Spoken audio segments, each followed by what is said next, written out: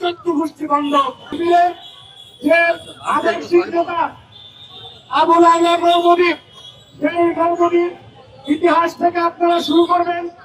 আজকে পর্যন্ত জামাতের যতটুকু ইতিহাস, পুরা ইতিহাস বাংলাদেশের ইতিহাস। দেখুন, আবুল আলা মওদুদী পাকিস্তানের বিরুদ্ধে করেছিল, কিন্তু পাকিস্তান রাষ্ট্রের দণ্ডের 17 দিন পরে উনি পাকিস্তানের একটি পত্রিকায় বক্তব্য দিলেন, আমি জিন্নাহ এবং ইকবাল, অর্থাৎ উনি জিন্নাহ এবং ইকবাল এই তিনজন মিলে নাকি পাকিস্তান স্বাধীন করেছেন। দেখুন, ভণ্ডামি করলেন, আবার বললেন যে উনি স্বাধীন করেছেন। ওনাদের আদর্শিক নেতা তিনি বললেন কি, যে ভাষা আন্দোলনে অংশগ্রহণ করেছেন।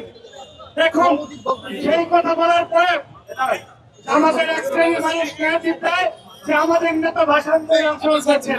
আবার কয়েকদিন পরে বললেন ভাষা আন্দোলনে অংশগ্রহণ করা নাকি ওনার মারাত্মক ভুল ছিল।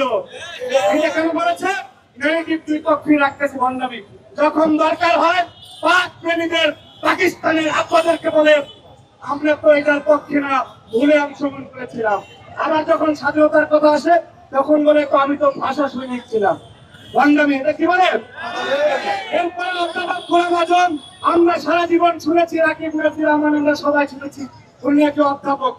বাংলাদেশের পার্সপেক্টিভে এবং পৃথিবীতে একজন লেকচারার থেকে অধ্যাপক হতে 15 থেকে 20 বছর সময় লাগে। গোলাম আজম জামাতের আদর্শিক নেতা, তিনি 3 বছর কারমাইকেল বিরুদ্ধে শিক্ষকতা করে মিথ্যা পুরো অধ্যাপক হয়েছে। বন্ধ খেয়াল করেছেন।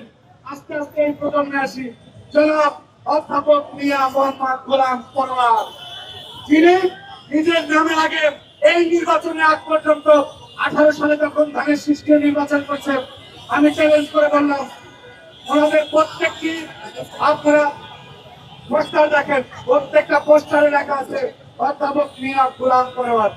যখনই চ্যালেঞ্জ করা হলো, দেখা গেল এই ব্যক্তি একটু অখ্যাত কলেজে 3 বছর শিক্ষকতা করেছেন, উনি নাকি অধ্যাপক।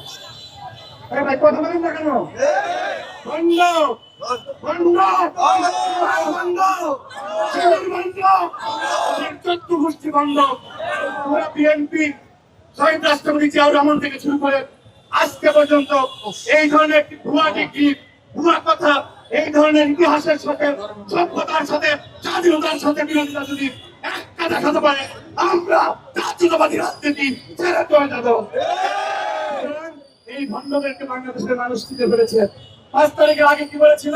বক্তব্য শেষ, আপনারা গর্বে দাঁড়িয়ে আছেন। ওনারা নাকি আল্লাহর আইন চায়, আল্লাহর জমিনে আল্লাহর আইন চায়। 5 তারিখের পরে আমরা 12 তারিখের নির্বাচন আগে দেখলাম যে শুধুমাত্র ক্ষমতায় যাওয়ার জন্য ওনারা বলেন এই শরিয়া আইন ওনারা চান। সুতরাং এই ভণ্ডরা আরো অনেক ভণ্ডামি করবে, প্রতারণা করবে।